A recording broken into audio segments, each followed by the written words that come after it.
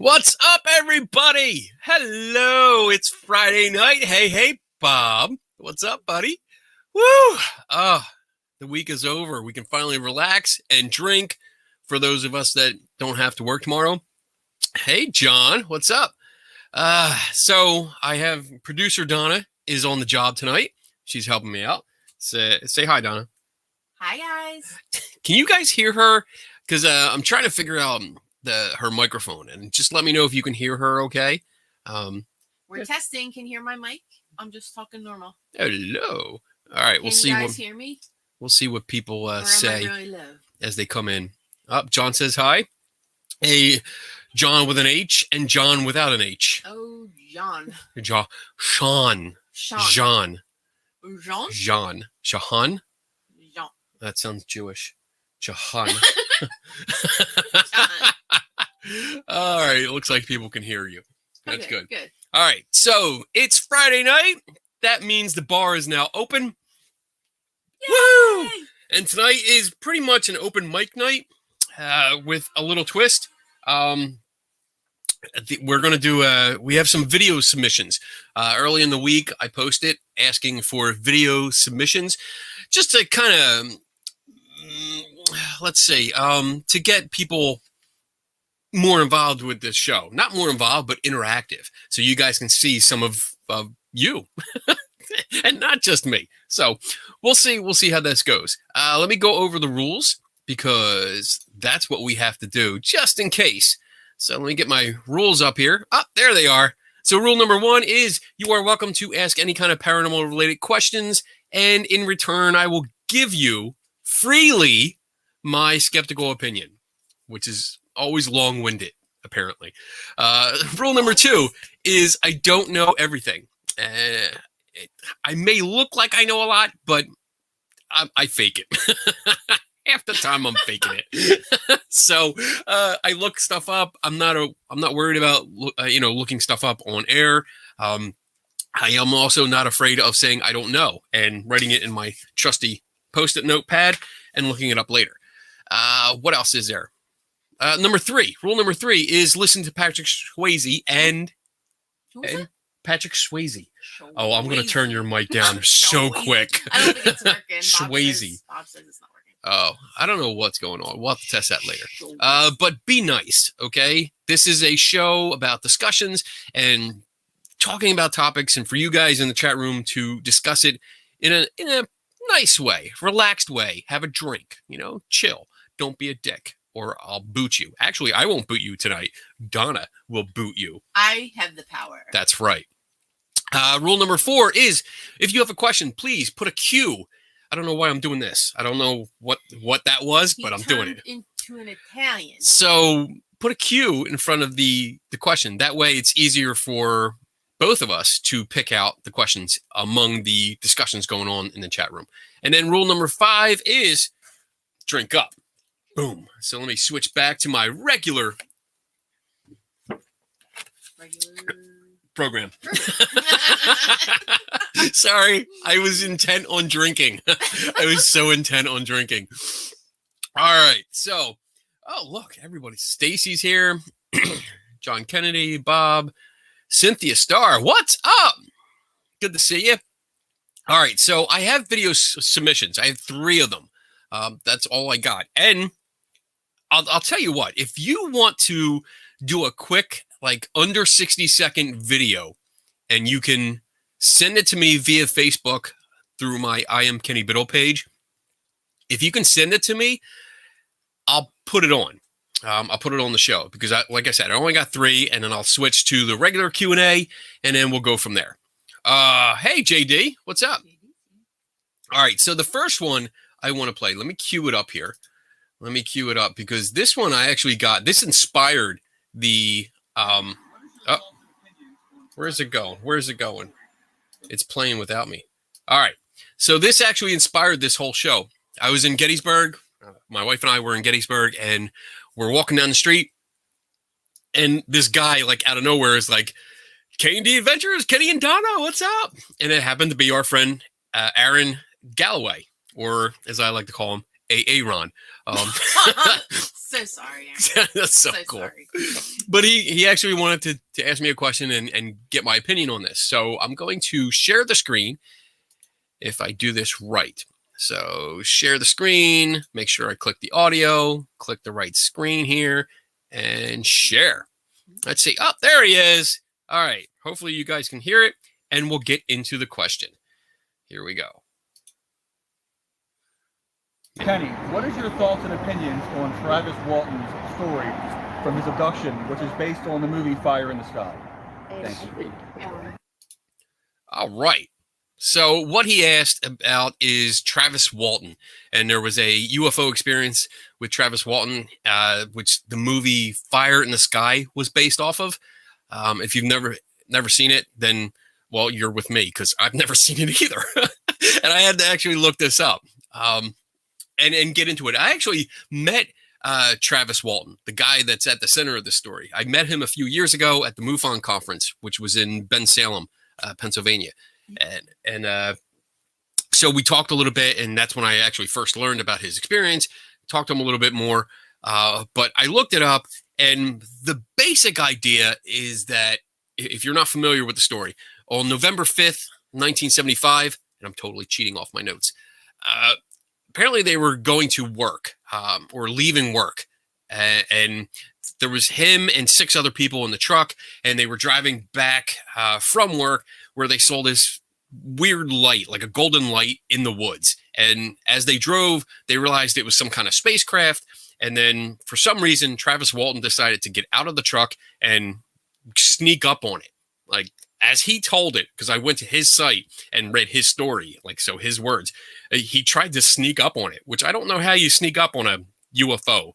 I don't know how you do that, but apparently tiptoe. Nice. Because that's what he did. That's really what he did. He described it. This is weird. He described it as being about 20, I think 15 to 20 feet in diameter. And that I guess it wasn't too far off the ground because he was walking up to it. But 20 feet wide, like this whole thing. And he said it looked like 2 pie pans, like on top of each other. That's what he described it as, which really is weird because 20 feet, that's not big. That's really not big. But anyway, the story goes that he tried to sneak up on it. He got underneath of where it was and apparently beamed them up. I don't know. The other people that were in the truck said that he I'm turning your mic down. So I lost my place. Sorry. All right, so Beam me up. so you beam me up, yeah. So a beam came down, a beam of light, and the other guys in the truck, which there were 6 of them, apparently, like, they saw him get blasted like away. A few of them thought he got disintegrated. The other people thought he just got knocked on his ass. But according to Travis, he went up into the ship and he woke up in what he thought was a hospital room, and he had this big kind of like metal kind of thing on his chest. And when he opened his eyes and he could see, there were 3 aliens with him in the room. And eventually he escaped. But the other guys, the 6 other guys that he was with, apparently they went to the authorities. They tried to get help, but it turned into like this case where the authorities kind of thought these 6 guys murdered Travis Walton until 5 days later, he showed up out of the woods. And that's pretty much the story. There's different versions where Travis says, you know, he heard, he only saw like the hospital room that he was in where it was the 3 aliens, and he actually put up a fight against them. And then he doesn't remember much else. And then in other versions, he remembers like every little detail. And so my opinion of this really started to change when I started reading Travis's story, like his own words. With such a traumatic experience and things happening, like starting out as an ordinary day, and then all of a sudden something happens. When I read the story right from him, there is so much detail packed into it that I seriously doubt it was a real event. because to me, when I read it, it sounded more like someone sat down, had viewed like a TV documentary, which we get into in a second here. But he saw something else on TV and decided he was going to write his own story or his own version of the story that he saw on TV. And he did. He wrote details that he could not have known, especially when it came to the other guys that he worked with. But details about clothing and skin, texture, all the stuff about the aliens. And then when he's inside, and this is really weird, he's inside the spacecraft and he talks about waking up in this room, this big ass room, and he goes out into the hallway because he's trying to escape. And he says, oh yeah, about 10 feet down the hall, there's another room. And I just blew past that because I didn't want to look in it. And then another 10 feet down there was another room, and he decided to start looking in there to see if he could find a way out. And I had to actually page back to the beginning of the story to say, wait a minute, you said this thing was only 20 feet wide. You just ran 20 feet and there's already 3 doors, and it kept going. So something didn't jive. And then a couple of things that I came across is that after he came back, after he showed up and was found, he gave this story, and he was awarded $5,000 by the Enquirer magazine and the Aerial Phenomenon Research Organization. Apparently, he passed a lie detector test that was administered or paid for by the Enquirer, which is like a national tabloid kind of thing. And they had this $5,000 best UFO story. So he got $5,000, and I think he split it with the guys that had left him behind, because that's what they did. They actually left him behind. Instead of going to see like if he's okay or checking on him in the woods, his buddies took off. They were like, fuck this. We're out of here. And they left him. So, I mean, if I was Travis, and I made up that story, but if I was Travis and I won that money, I wouldn't share it with them because they left. They left them. I mean, eventually they came back. So, but one of the things that I did find when I started digging into this is that there was a UFO researcher named Philip Klaus, and he dug into this story a lot and found out that there was discrepancies between what the other guys had said happened and then what Travis had said. He also found a failed lie detector test that was earlier than the one that was promoted by the magazine. So Travis actually failed the first lie detector test. Where can we post the video? And is a 1.5-minute video cheating? Yes, John, it is cheating, but I'll allow it because it's Friday night and this is a bar. There are no real rules except for the 5 that I put up in the beginning of the show. If you send it to my I Am Kenny Biddle page, the blog page on Facebook, just send it through a message. It should be able to go through from there, and then I can play it on the screen. So getting back to Travis Walton, the real kicker for this is that even though he failed one test and then they promoted the positive test, which was the second test, in 2008, there was a TV show on Fox that was called The Moment of Truth. Maybe you guys remember this. It was all about people that would get up and they would strap to a lie detector test, testing device, and they would be asked questions from a friend or a spouse or something. And each time they got a correct answer, they didn't lie, they won prize money. And it was like a step pyramid kind of thing where they would win more and more money. So this guy, Travis Walton, appeared on the show. And luck would have it, I don't know if they planned this. Well, they probably did. But Michael Shermer, who is the guy that founded Skeptic Magazine, was invited to come on and ask a question.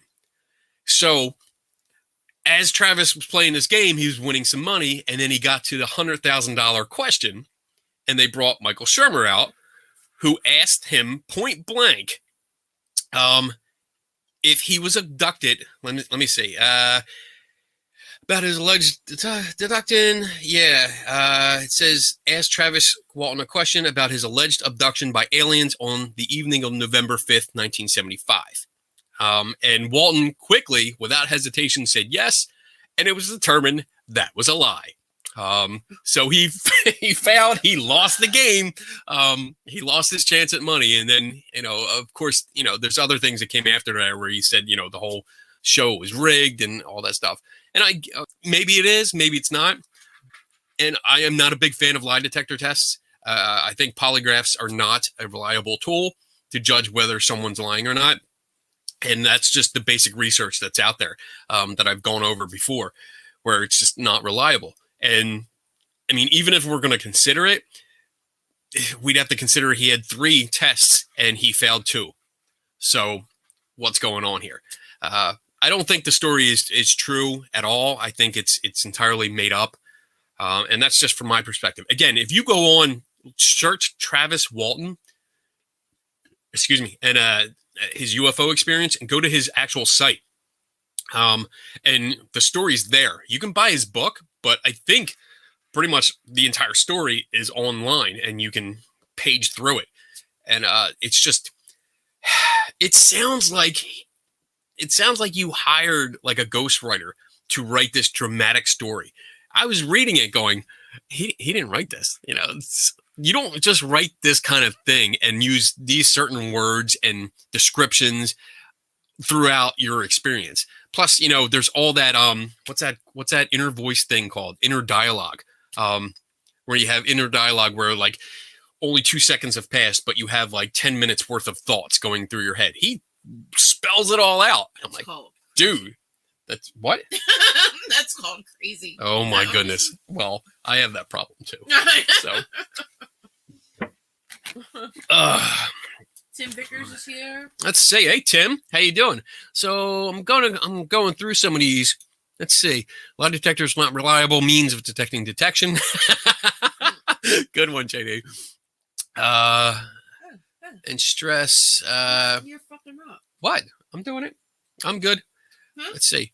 Oh, recently deceased book. John I love Kennedy that had to movie. buy it, he said. He had to buy the book behind you. He was talking about the book behind you. This. Yeah. This ain't this is just a notebook. It's all blank inside. But I got this at a Comic-Con. But yes, absolutely. All right. So let's see. I'm going through looking at the comments. Been collecting childhood movies. Thanks, Kenny.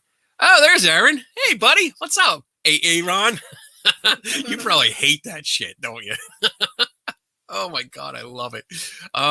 Good research, good info backed by research and facts. Yes. So, I mean, that's what I looked into it. And ever since you asked that question, I was like curious, because I know I've met him and I have pictures somewhere. I just couldn't find them in time.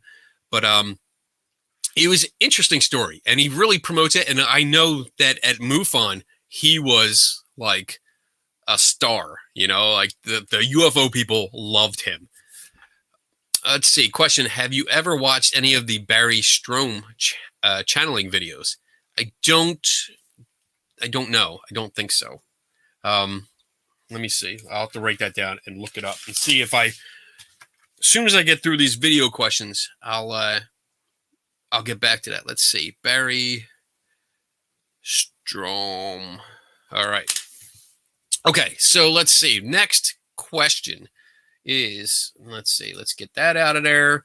Let's bring up the next video here. I have this is from Bob. Let me see.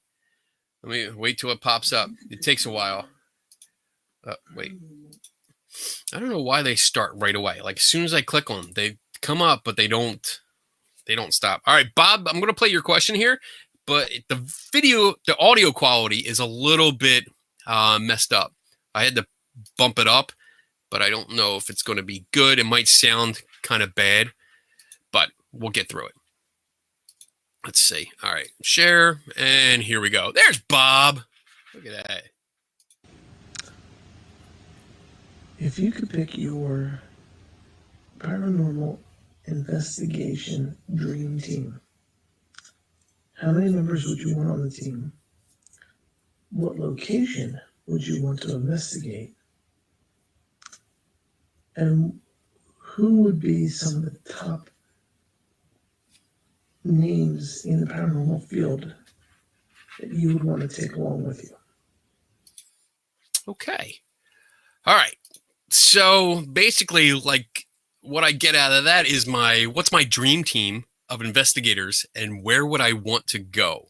So this is actually what is this? A spoopy voice. That's funny. I sound robotic. Yeah, that's because I had to bump up the volume because when it came across, it was really, really low. Like I couldn't hear what was going on. So I actually loaded in some software and then bumped up the volume. But I get it. John Michael, this entire room. Nice. So, I mean, you guys are kind of getting the part of my answer here, like JD, John. So my answer is two questions. All right. So who's my dream team? And to answer that, it's basically yes. I mean, I honestly, with the exception of a few people that are deceased, and I'll get to that in a second, I work with my dream team. I really do. I get to work with my editor is Ben Rafford, who's a guy that I looked up to for years. I've gotten to work with Joe Nickel, and I continue to work with Joe Nickel, who is another mentor of mine. And I've worked with other people. I mean, holy shit. The names, let's see, Sharon Hill, Susan Gerbic, Mark Edward, Mick West, Brian Dunning, all of these people, they're like big names. They're out there. These are people that I've looked up to that have done really, really good work. And that's why I seek out working with them. And of course, like Saturday nights, I work with Tim and Dave, Tim Vickers and Dave Schumacher. And it's a pleasure of mine to actually like just hang out with them because we get so in depth with analyzing shit and investigating and figuring out. And once we get on a topic, oh my God, the three tortured souls, whew, don't fuck with us. That's all I'm saying. You don't want to because we can really slap down the research. And I love it. I enjoy it. And then, of course, with all of you guys, working with JD, I've worked with JD a little bit. Bob, you, and everybody else in this chat room, I learn as much from you guys as you guys probably learn from me because you ask questions. I don't know what it is. I have to look it up. So my dream team is basically everyone. And every situation calls for different people. So, but a few people that are deceased that I would love to have on my team if I could. Harry Houdini, of course. I mean, that's a given because I would love to have been with him when he was on stage and exposing psychics, or even just going to like a psychic demonstration, just to be in the room when Houdini walked in, just to see the whole atmosphere change. Because it's like it goes from, oh, we're going to do some metaphysical stuff and this is great, and then Houdini would walk in and be like, turns into an oh shit attitude. I would love to be there for that. That would be great. And of course, I would love to hang out with Rose Mackenberg. And I've talked about her before. She was Houdini's chief investigator. And I think her work going undercover would be phenomenal. I mean, if she was just the one article that I had, I don't have it up here. I have a big frame like this down in the basement museum it's all just about her. It's a newspaper article that she wrote and then all the disguises that she went through. And I mean, she went all out. So really impressed with her work. And then who else? Oh, James Randi, who passed away last year. I would have loved to work with him on some cases, just challenges and stuff like that. That would be great. So that's my dream team. As for locations, this is hard. This is really hard. Arthur Conan Doyle. I thought he was an idiot. I mean, honestly, perfection with writing Sherlock Holmes, but unfortunately he did not apply his character's logic and reason and critical thinking to real life. Because I think he was a complete doofus when it came to paranormal claims, especially with like his wife being psychic, believing in spiritualism, and then the Conningling fairies, that whole fiasco. That was ridiculous. So Doyle is not on my dream team list. Unfortunately, I don't think he took after the character that he created. But take Conan Doyle along only if you're hunting fairies. There you go. You know what I'm talking about, JD. And then who else? James Randi. I said yeah. But locations would be John Kennedy. Have you got to work with anyone from the Skeptic's Guide to the Universe? No, I haven't worked with them. Actually, yes, I did. Oh crap. Oh, let me look up real quick. We have a nice picture with all of them. Well, I have a picture with them, but that's not working with them.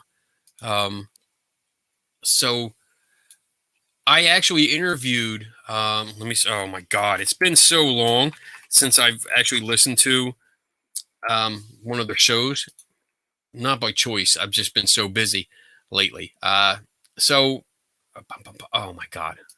I'm trying to figure out Evan Jensen. Yep. No, that's the wrong guy. Holy shit. Why'd I say that guy? Oh my God. Let me see. Bernstein. Evan Bernstein. That's why. That's what it was. Thank you. Evan Bernstein, I did work with because I called him. I talked to him on the phone when I did an article on the USS North Carolina and them hosting ghost tours or ghost hunts, celebrity ghost hunts. So thank you, John Kennedy. Yes. So I talked to him and I actually interviewed him about that and his thoughts because he had made mention of it on one of the podcasts. And so I reached out to him, really nice guy. And we talked on the phone for about an hour. I got all his opinions, which were strong. And I totally backed him up. Like I had his back on that because I basically what he said was that it was a travesty that they were allowing these cheap thrill ghost hunts to be on this decorated warship. And it kind of cheapened the reputation of it. And plus, if there are soldiers or servicemen that were on there that died on the ship, then having the celebrity ghost hunt go in there was more of a mockery of their memory. So, and I agree with it. So, hold on. Let me finish Bob's question here. So the locations, there's two locations that I definitely like come right to mind.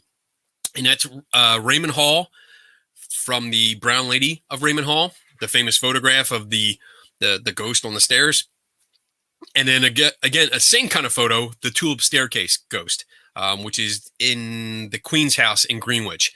I'd love to go there to both places just to be able to recreate those photographs because I've seen recreations. I've actually done recreations of both photos, but in different locations, like my own house and somebody else's house. So I wanted to actually, I want to go to the location and investigate that and just have an exact copy of that of those photos. That would be awesome. So there you go. All right. So that's Bob's question. I hope that answered your question, Bob. Let me see. Going through here. All right. So Carol's question pops up. Since you and most of your dream team don't believe in ghosts, would such an investigation be sort of boring and foregone conclusion? Wouldn't it be better to take ghost hunting newbies students?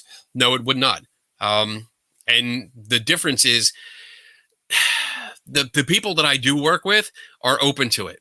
They're open to something else. They're open to some other possibilities. And if ghosts, just hypothetically, if ghost is the conclusion, is the answer, then that's what we would go with because the data that we would collect would lead to our conclusion. And that's the difference between, excuse me, dinner's coming back, between the skeptical investigators that I would love to work with or do work with and the ghost hunting newbies and students that you're talking about. As long as they would come along to learn, that would be great. But having ghost hunters that are full-on believers, it's hard because even though sometimes they try, some do, some don't, there's definitely biases there. And yes, there's biases with skeptics too, but I think the difference there is that most of us recognize them. And even though they might hit us here and there, we still recognize them and will acknowledge them. And so therefore there's the big difference in acknowledging our biases and saying, all right, so I might be wrong on this, but instead of the stereotypical ghost hunters that would go in saying, oh, we believe that it's haunted, we think it's haunted, and therefore like it's probably a ghost or something like this. So I don't think it would be boring, and I don't think the conclusion would just be there anyway, because we're investigating. When we investigate, we actually investigate. We don't sit in the dark, and talk to the dark and don't do anything. We don't do the stakeout. We actually investigate. So big difference with that. All right. So let's see. John Kennedy to Donna. How strong did you make Kenny's drink? I made it this time. Yeah, I didn't do it. Yeah. So it's not that strong. It's not as strong as Miss Long Pour over here. Oh man, that was a strong drink last time. All right. So I have one more video message that I want to get to. And then I'll tackle the rest of the questions that come in.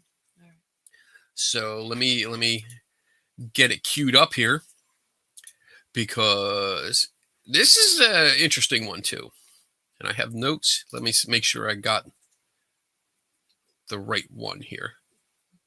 Dun, dun. Let's see. All right. This is actually good. This is totally going to be a shameless plug too. Can't wait to show this. This is good. All right. Let me see. Dun, dun. Share audio and sharing the screen. And here we go. There's John Kennedy. So I guess we're doing 60-second videos this week, and I want to do a video for my question, but first I wanted to represent you my just merch. take the thing down. If you haven't gone, go get you some merch. But my question to you, Kenny,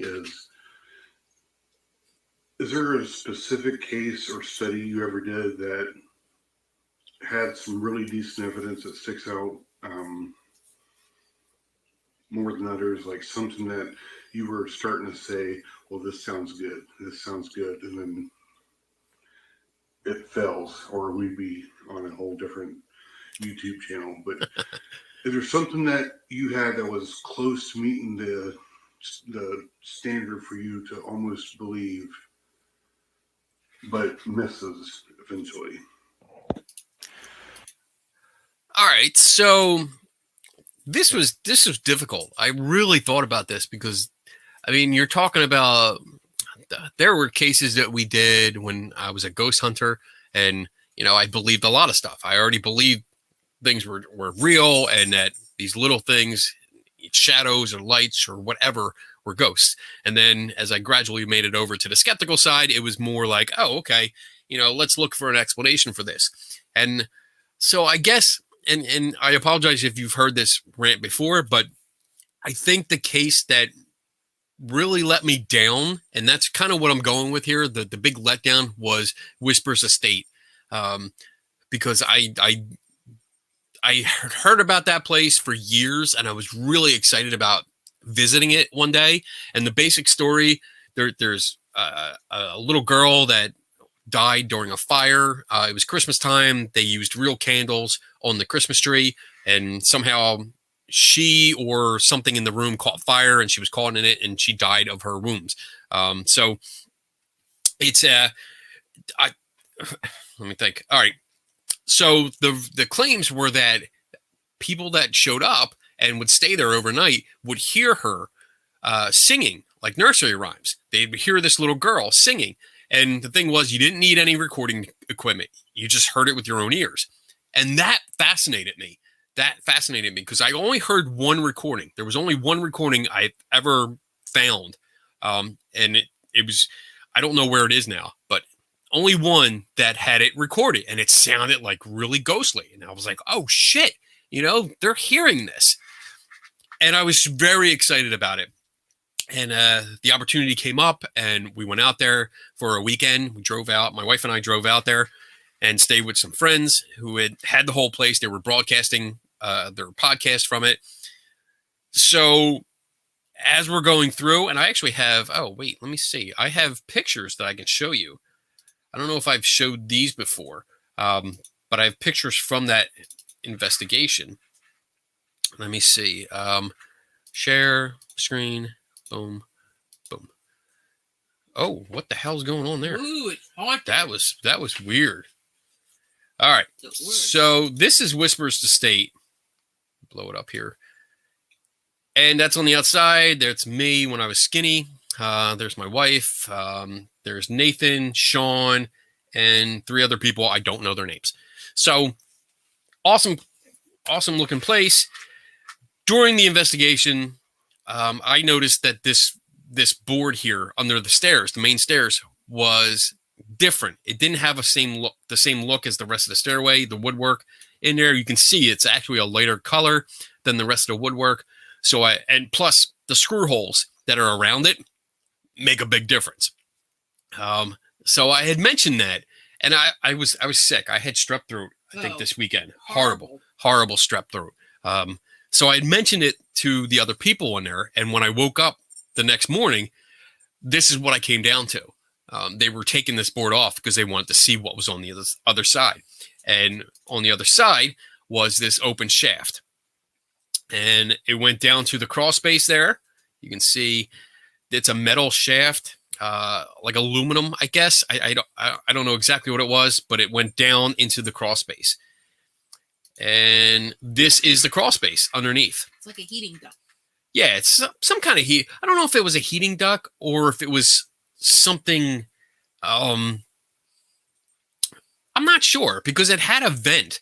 Like if you guys can see this hanging down from the floorboards there, that was actually the vent, the grate vent in the floor. So I would think heat came from there, but I'm not sure.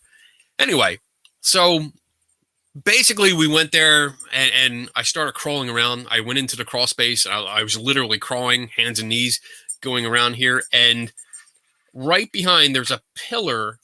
Is it this one? This one. That's right behind the shaft.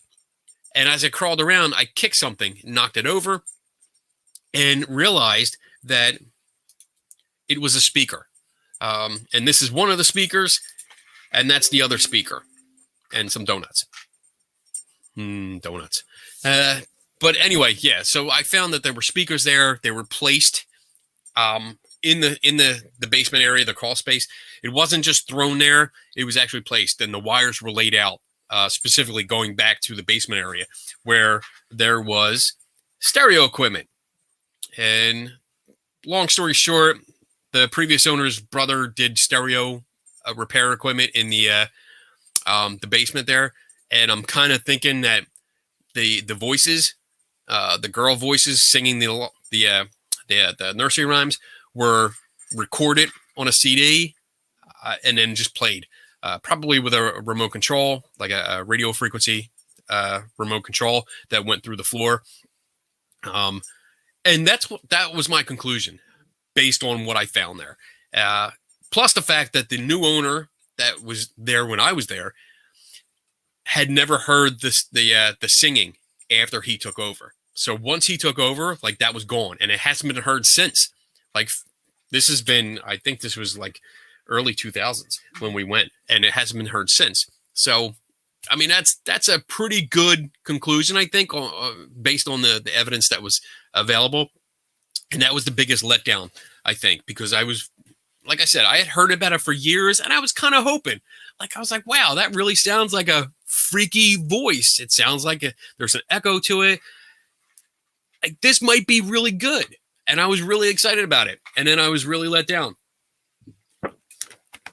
And apparently I lost a friend over this because they were very upset with me that I debunked it. And I didn't realize I had lost a friend until last week when I talked to Gowan, when Jason Gowan was on the show. So, wow. That's what good investigation can do sometimes. It's got a bad side. So you can lose some friends. All right. So that's the 3 videos that I had. Let me check and make sure, because I know John, without an H, was going to send me he was planning on sending me a video, and I want to see if I got it. Oh, wait, what's this? Nope, nope, didn't get anything yet. Oh, wait, let me check my let me check the other page, make sure, because it might be on that page. Everything's working slow. Why? I don't know why. It's just feels like it's going slow. All right, so nothing yet from John. Anyway, so all right, so yeah, hit me with a question. I like that. That's good. I like that. You're like, you ready for a question? Yup, hit me, boom, and it pops up. This is good. I like having a producer, especially because she's free. All right. That's what you think. Question from JD is, why do you think there is any value in investigating famous claims from particular sites if nobody specifically has recently claimed any sightings? Case in point, Raymond Hall. I don't know. I don't know if you're referring to, like, because I mentioned this, because my personal opinion is I'm not looking for any kind of like monetary game or anything like that. It's more or less because I guess it's my self-diagnosed OCD and the completist attitude that I have. Completist attitude that I have, where I need to, like, I know what it is. I'm confident. I'm very confident. I know what it is. But in order to duplicate it precisely, so it's like, here's a picture. Argue with me all you want. It's here. I need to do it in the location, like Raymond Hall. I need to be there. Because if I do it just on my stairs, people are going to be like, yeah, well, it wasn't the same place. Your place ain't haunted and this and it and this and that. So I want to go there and just do it. So for personal value, yes, it's very high because that's just the way I am. But for anyone else, I think it's because I've come across this a few times where I've replicated something and the excuse is exactly what I said. Well, you're not in the same place. You're not using the same equipment. And that's why, like, I think we've had talks, JD, where it's like, if you can find the exact same lamp or equipment or something like that, then you got to find that. Oh, no, I meant in terms of learning the truth. But you answered my question. All right, cool. Good. I'm done then. Moving on. Hold on, give me a second. All right. Woo. Oh, man, this is cool. This is fun. All right, Audra. What's up, Audra? Where's the bat? I'm excited. I want to see the bat. All right, so Audra says, do you think there are skeptical believers? People who believe in ghosts but won't believe a place is haunted until they see proof for themselves. I think that's a new one. That's a new twist. So skeptical believers, I used to call myself this. And it's funny because being skeptical means having doubt. That's it. It doesn't mean I don't believe anything. That's more cynical. But being skeptical is just having doubt. Like somebody says something and you doubt it and you question it. You want to know more. So everybody kind of believes in everything, or everybody believes in something, and then everyone is skeptical of something. So we're all skeptical believers, like, even though I know it's not real, I still believe in the Force because I'm a Star Wars nut. I still try to get the remote to come to my hand without getting off the couch. And sometimes it actually happens, but that's usually my wife or my son that hands it to me. But even ghost hunters, when you got to go back. Oh, I'll go back. Done. Even ghost hunters that believe ghosts exist or believe in the afterlife and all this stuff. If I come along and say, you know what, that picture that you just got, I'm pretty sure it's dust. And if they're like, I don't think so, prove it to me. That's being skeptical. So I think we're all skeptical believers, and we just lean more on one side or the other. But for people believe places haunted until they see proof. I don't know if I've ever come across that. I usually see more skeptical people that are like, I'm not sure, show me what you got. But when I see believers go in, even when they show a little bit of skepticism, they usually have that almost routine or natural tendency to say, oh, it's haunted? Oh, cool. Let's go see. And they go in thinking it's haunted, not prove it to me. Very few people, if any, I've seen do that. But that's interesting. That's actually interesting. All right. Ready? Yes. Next question. JD says, when you uncovered the CD player in the crawl space, that belonged to the previous owner? Yes. Why wouldn't they have taken it with them? Did it have a CD in it? Okay, so technically, no, it didn't belong to the previous owner. It belonged to his brother. So his brother ran kind of like, I don't think it was a legit, more of like a under the table repair, like audio repair shop in the basement. So all the stuff, there were actually more, the one picture that I showed you was just one thing. There was actually a pile, one of those, I don't know what you would call it, almost like a laundry bin that you would see like hotels like push a whole bunch of laundry through the hallway as, roll through the hallway as they're going to wash the sheets and stuff. It was kind of like that, and it was filled with CD equipment. So do I think they would have taken it out of there? Maybe, maybe not. But again, it looked like crap. It looked like it was just thrown there. So they probably figured, one, no one's going to go in the crawl space. And two, the rest of the stuff, other people would just consider it junk, the way it was piled in there. So, and most likely they took the actual CD player, if there was one. Again, I'm just basing it off the evidence. I don't know 100%, but they probably did take the one piece of equipment that they used.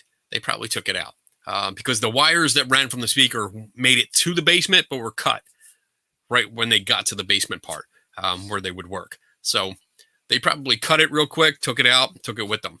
So there you go. Yeah. All right. Next, Carol says, what is the deal with Baggins and Demonic Guitar? Did something happen after he bought it? That one I just heard about, and I actually heard about it because Squaring the Strange podcast talked about it on like 2 shows ago. But apparently I just heard that he bought this haunted guitar or demonic guitar. Oh, somebody's at my door. Where he paid $666 for it. And the story that was with it. Somebody's at my door. Go get him, Chewy. Go get him. Bite him. Bite him. And Jonna's phone's going off. Everybody. Oh my goodness. What a show. So the guitar, from what I heard, the story really is all over the place. The backstory. Apparently it's a really shitty guitar, and even in good condition, it would only be worth about like $250, $300. Baggins is at my door. Nice. That's a good one, Ron. But the guitar itself was beat up. It didn't even have the company logos on it or I don't know, badges. It didn't have those on there, and it was beat up. It really looked like shit. But the backstory is apparently like it was a 13-year-old kid who died on like October 13th or something, and he was electrocuted, and this guitar was like laying across his chest when they found his body, but it's an acoustic guitar, so it's not, you don't plug it in, so he didn't get electrocuted from that. And the story itself is very vague. And it's one of those where it just sounds like, it almost sounds like the bullshit thing with the Dybbuk box. The story where nothing's verifiable and the details are just general. The names are gone. There's no police reports. There's no newspaper reports about a 13-year-old dying this way in the area. So I think he just bought it because, it's the wow factor. It's shock value. He paid $666 for this demonic guitar that's supposed to be haunted by the spirit of a 13-year-old boy or something like that. I don't know what else to tell you. It's Baggins. He's an idiot. Don't wave me on. Damn. This is what I get for having a producer. What's up, Aaron? Question. In your opinion, is it okay for a skeptical person in their heart, assuming they all have one, I'm kidding, to want to believe in the paranormal, but obviously looking for facts and recognizing biases?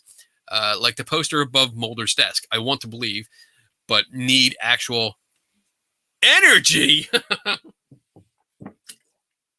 I mean, evidence. Drink up. Thanks, Aaron. Thanks, AA Ron. So, yeah, reference my question. Having your decision not swayed by your personal beliefs. So, can you go back to the first question? Thank you. So, yes, I mean, I definitely think it's okay. I mean, people are allowed. You're allowed to believe whatever you want to believe. I have plenty of friends that believe that they're psychic. I have plenty of friends who believe religious beliefs. And that actually came up earlier today. A cool experience I had earlier, but I can get into that later. You can believe whatever you want. I think when it comes to personal choices, personal decisions, it's up to you whether you want to look into it more or not. I think the conflict, or and I've said this before, when somebody like me comes in to the scene, it's because somebody that has beliefs starts projecting them out and trying to convince others to believe the same thing, or presenting information based on their beliefs that's incorrect while they're trying to teach other people, like during lectures, workshops, and stuff like that at conventions. That's when I think there's a problem, because if you're going to pass along that information and not look at it critically, I think there's a problem. But based on your own beliefs, yeah, you can believe whatever the fuck you want. I mean, that's the way it is. Like I said, I mean, I still believe in the Force sometimes. I still think maybe I can do it. And I still go out there with the hope, not the belief, but the hope that I'll find a ghost someday, or an alien, or even Bigfoot, just from a distance, because that's a big guy. I don't want to get too close when he's pissed off. Daryl kick my ass. So I hope that answered your question. I'm not sure if it did, but we can swing back to it if I didn't. So next, John Kennedy, don't block me. Would you explain what happened with you and Huff? If that's off limits, ignore this. There's really nothing that happened between us. I've never spoken to the guy. I've never met him. I just think he exploits people.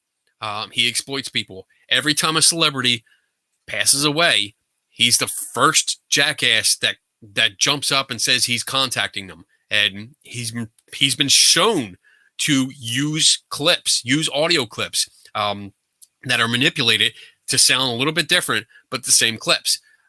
He uses clips of celebrities during interviews and plays them and pretends that he's talking to celebrities. I can't stand that. I really can't stand it. I think he's a fake and a fraud, and that's my opinion. And I just don't like him. I consider him the ghost hunting equivalent to an ambulance chaser, or maybe in his case, a hearse chaser. Yeah, because I just don't like him, and I don't have any respect for somebody like that, nor do I think I have to, and I won't treat him with respect if I ever meet him. Not find him. Shut up! Stop telling me to move on. Lose my place. All right. Because you were done. That's it. Next question. If you or someone in the field that you respect, like Ben, Joe, Dave, Tim, etc., were to find evidence of a ghost, either by sight or sound, do you think that the location should be preserved as a historical site? Wow. Historical? Yes.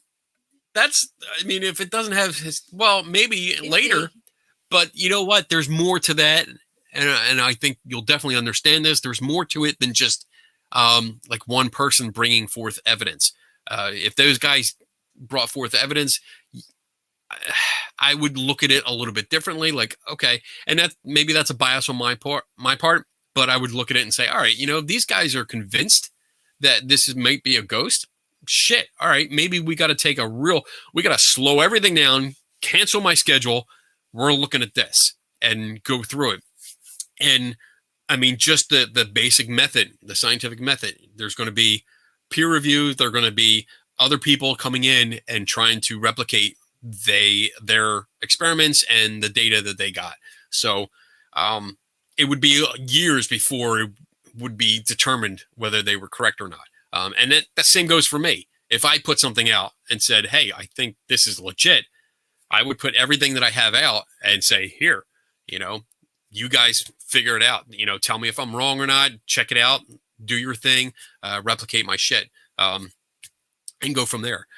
But and maybe, I mean, shit, yeah, let's say purely positive situation where everything checks out. And yes, we have found the ghost. Yes, that would be the historic site, because that would be the first site on the planet that was confirmed to have a ghost. And it would be pretty cool. You can make billions, make some bank off of that. Yeah. So there you go. Next question. Oh, wait, what time is it? All right, let's do our break. We're gonna do a break. I'm gonna run my commercial and take a quick break, and then we'll come back. We'll jump back in with the questions. This is great. I'm having fun. I hope you guys are too. So let me see. Where's that? Let me get that question off the screen, and then we will play the question. And I will be back in 2 minutes and 22 seconds. Hey everyone, this is my store based on the theme of science and skepticism. It's here that you can find all kinds of shirts and hoodies, yoga pants, tote bags, the fanny packs I know you guys love, masks and pillows, all with science and skepticism as the theme. I even have hoodies for your pets. That's right, your dog or cat can wear one of these things. I also have a general store that sells more inspirational quotes or, drinking stuff, because I like that kind of thing. I also have a store set up for our Three Tortured Souls podcast, which we do Saturday nights. You can find shirts and Tim Vickers' favorite drinking vessel, the mug. I also have a store tailored a little bit more towards my ghost hunting friends, Paranormal by I Am Kenny Biddle. These are shirts and quotes that are a little bit more on the ghost hunting side, especially this one, Translucent Perished Beings. Ghosts. That's my favorite.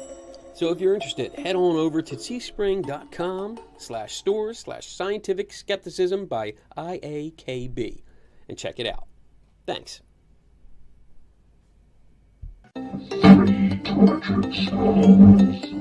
Are you tortured by what you see and hear about the paranormal field? Join us as we critically examine and question paranormal claims, science, ghosts, demons, cryptids, UFOs, ghost hunting technology, and much more are all on the table for discussion. Three Tortured Souls is a video podcast that streams live on Saturdays at 8 p.m. Eastern and 5 Pacific. Three Tortured Souls.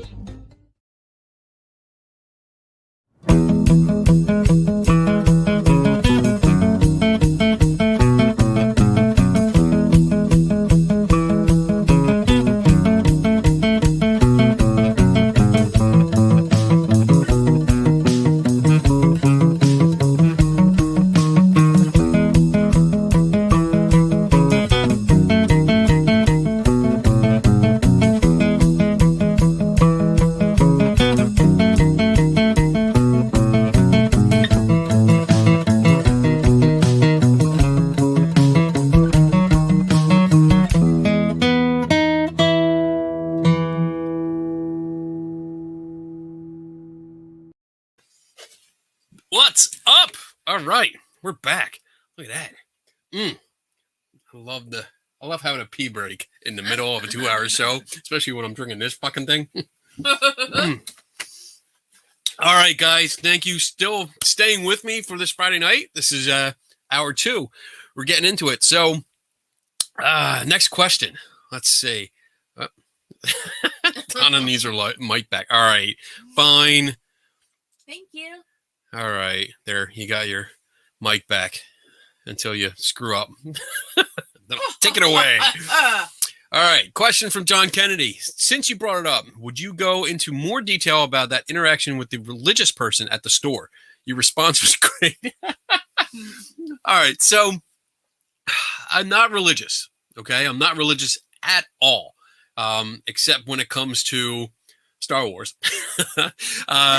But I'm not against it. Like, except when people get killed in the name of religion, then I'm against it. But basically this morning I went to a dollar store because I was looking for something specific, and I knew that one of the dollar stores had the item I needed. So I went there. I went there this morning, and I go in and I'm going up and down the aisles. They didn't have what I needed.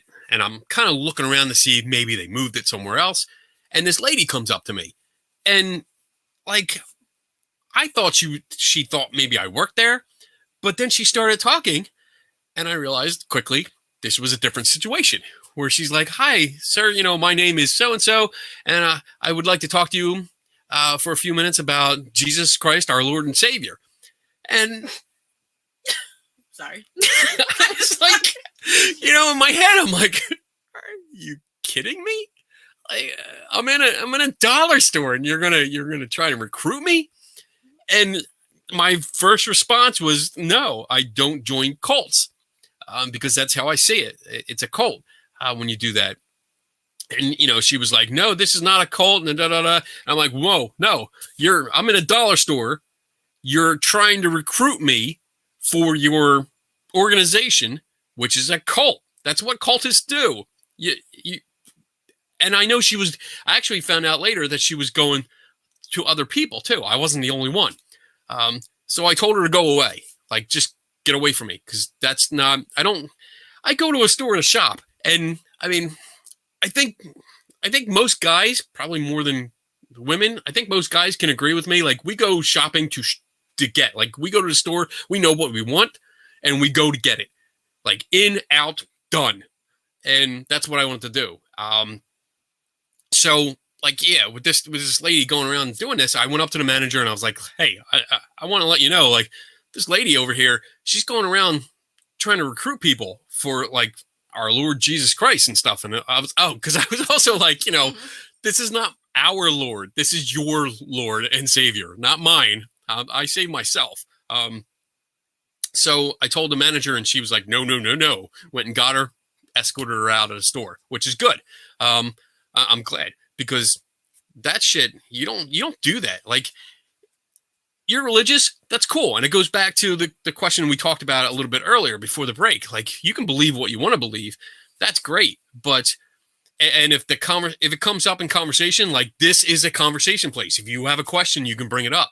But to come at me in a store and start trying to preach to me or telling me, not asking me, but she told me she wanted to talk to me about this. Like, no, fuck you. No, I was nice. I think I was nice about it, because I really just wanted to tell her, fuck off. Don't talk to me about that shit. But again, it comes down to whatever you want to believe in, you believe in it, but don't try to push it on to me. And that's when I'm polite at first, but if you keep going with it, no. And I mean, when I said I don't join cults, I mean, I was half serious and half like being sarcastic, because that's what I do. and so there you go. As the lady was leaving this dollar store, you should offer her your thoughts and prayers. That's great, Bob. But you know what? I was still in the mentality like, they didn't have what I wanted. I need to get back home. I got stuff to do.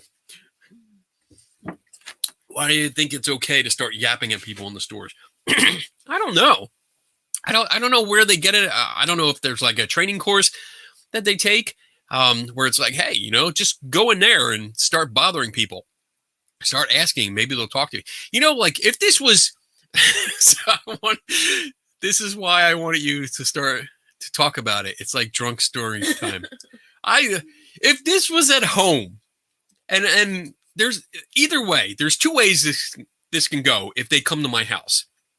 One is the usual way, because I have a sign up in the front of my house So when you walk up to my house, there's a post and there's a sign on it that says this household charges $20 per minute for everything, sales pitches, religious pitches. It goes through the whole list. And most of the time when people come to my door, and like our township has a no solicitation rule, so you can't go around to our neighborhood because we can call the cops and you can get arrested. But if somebody does come up, the first thing I say is, did you read the sign? And they're all like, what do you mean? I'm like, you walked past it. Did you not notice the sign? Go read the sign. And when they go down and read the sign, I usually say, you owe me $20 because we started talking. That's the first minute. So pay up, bitch. But if I'm feeling, I don't know, randy, I might actually say, yes, I would like to talk to you about your Lord and Savior, Jesus Christ. Let's sit down on the porch. Well, you want a beer? Rum? Something like that? I would sit down and talk just to see what they had to say. I wouldn't mind it, and it would be fun, I think. But otherwise, no, I'm usually not in the mood, especially when I'm in a store. I don't have time for that. In and out. That's my motto. In and out. Audra says, if they're handing out pamphlets downtown and I notice them, I'll take it like I don't know what they're handing me. Then I drop it while grabbing my hand and screaming, it burns, it burns. There was an interesting video on TikTok. So I'm big into TikTok right now. I've been doing a lot of videos for my mystery museum kind of thing. If you're inclined to, if you're on TikTok, look it up, Kenny's Mystery Museum. Check it out. But there was a little video. It's a guy walks up, he comes up like an escalator, and there's a woman at the top handing out pamphlets. And this guy, I love it. He takes a pamphlet, he has a marker, he autographs it, and hands it back to her, and walks away. And the girl's like, what the hell? I love that, and I'm totally going to start doing that. I'm going to have my Sharpie with me when we go out, and if I get one of those, autograph it, hand it back. So there you go. Whew. All right. Let's see. Oh, what's this? John Michael with the book chapter. All right.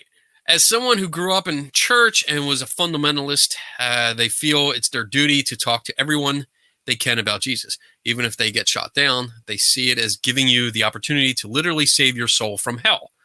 And they are fine with getting rejected. They don't care if it's the most inopportune time to talk to you. If there's a 1% chance that you will listen, they feel like they are doing the Lord's work.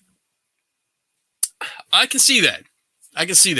And you know what? Like that, instead of just jumping on that, this is part of something that I preach about.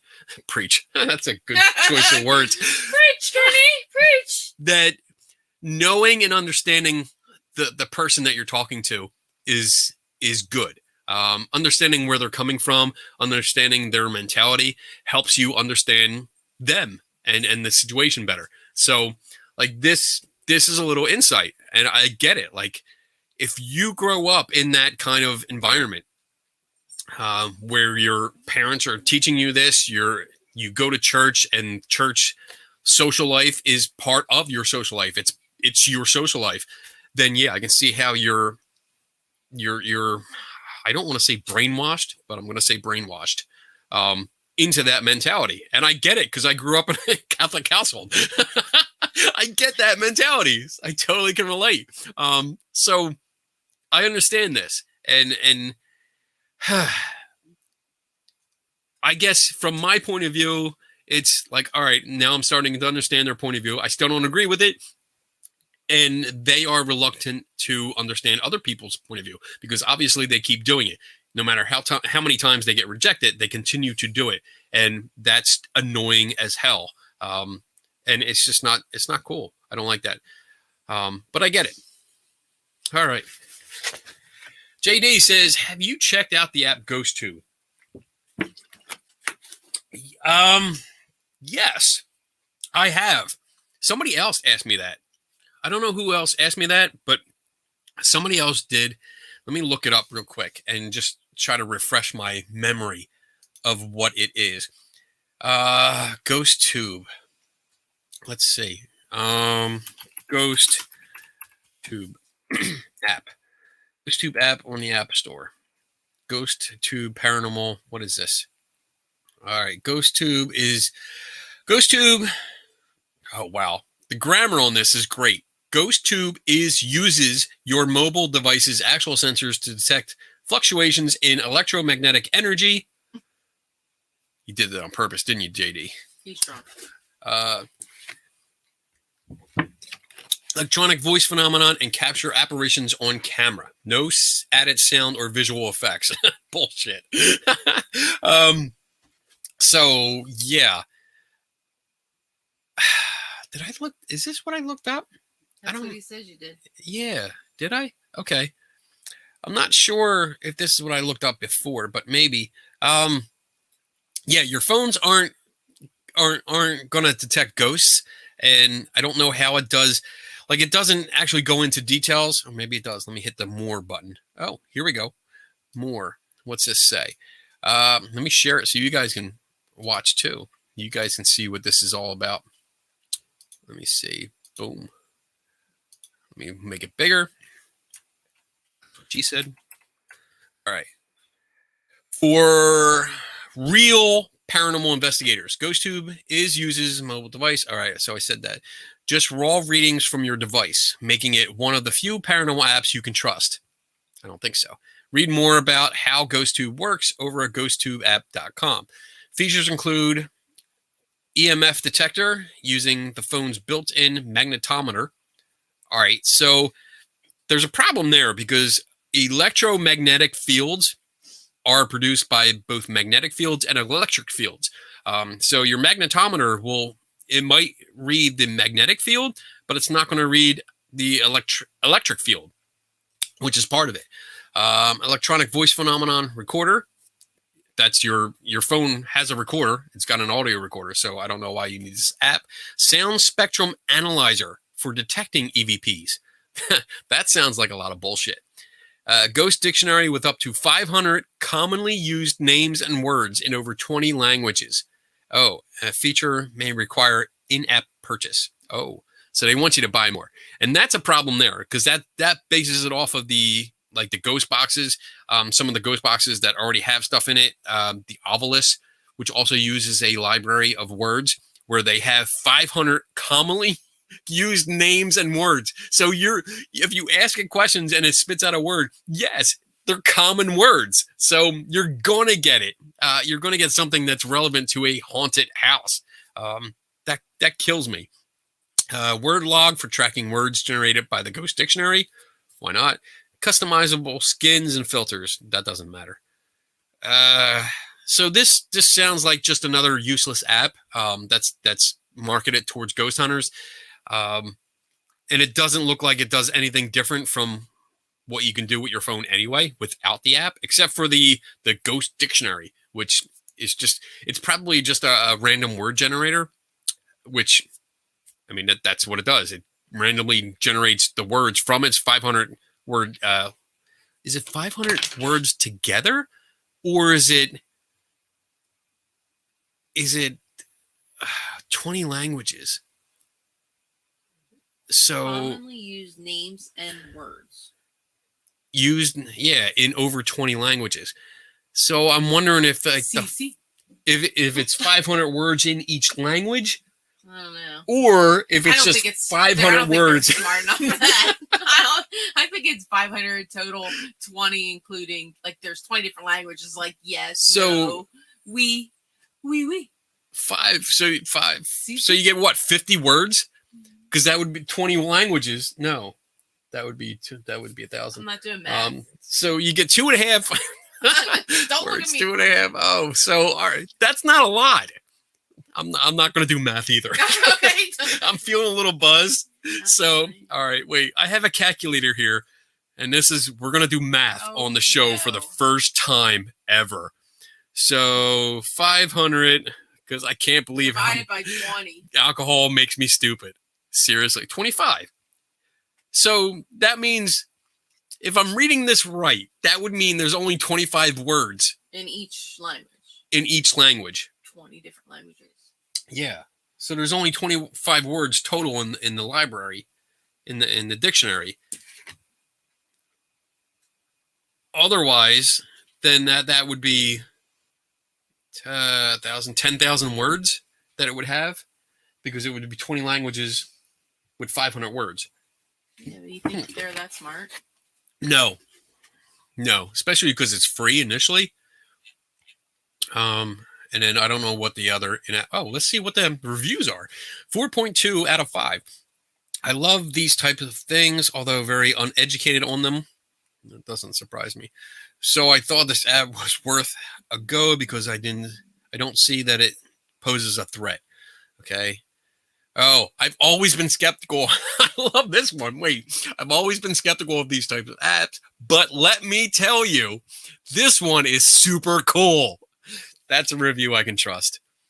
All right. So I mean, this is an app, and like the ghost apps. When I say ghost apps, I usually refer to the ones that put pictures of ghosts in your pictures. But these things just don't work. They sell you on like what, the $1.99 that it might be. No, it's free, but then you have to buy the extra words and stuff like that. So I don't see anything. What's the word? Useful. That's it. Yeah, there's nothing that special. You better answer my video question. I worked real hard on it. Well, let me look it up. Let me bring this up. Let me see. All right. Dun dun dun dun dun. I don't see it. I don't see it. Let me see. I don't see it. Let me see. I'm gonna go over here to my blog page. I'm looking up inbox. One new message. There it is. Oh my god. Oh my god. This is gonna be good.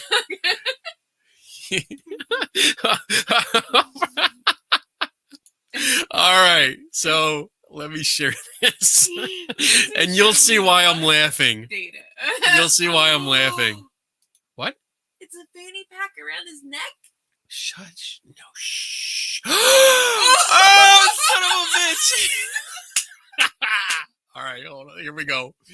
Oh my goodness. All right, let me listen. Whew. So, Kenny, what is the most believable conspiracy theory that you've ever come across? One that made you go,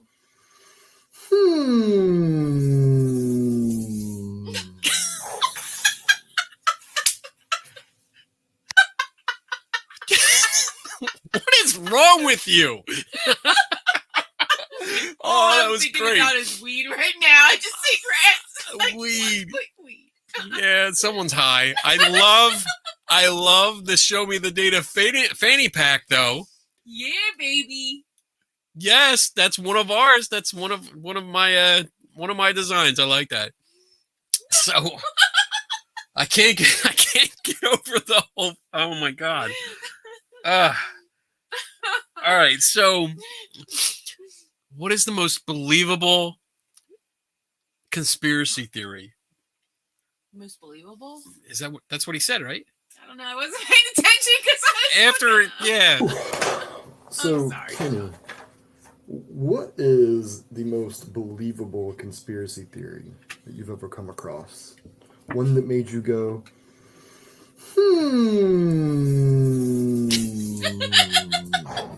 Area 51. Wow.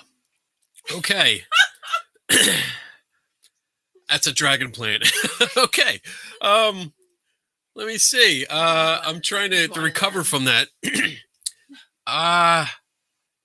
Wow. The believable conspiracy theory. I don't think I've ever come across one that was believable to me.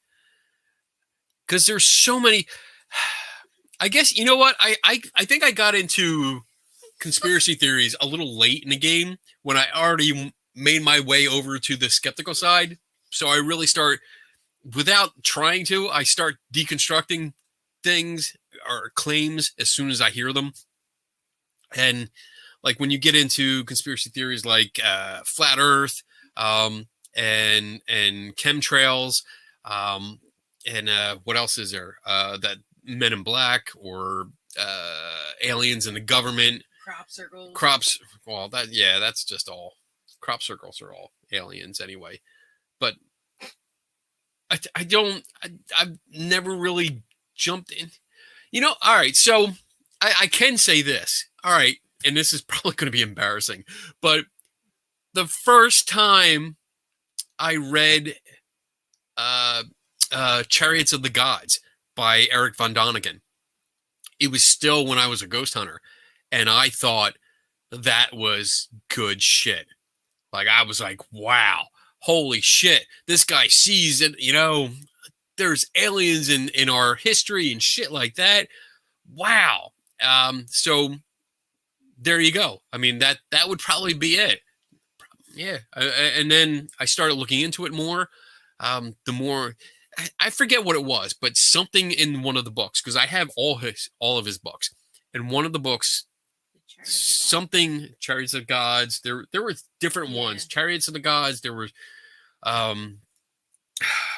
something the God, there's a bunch, they're over there.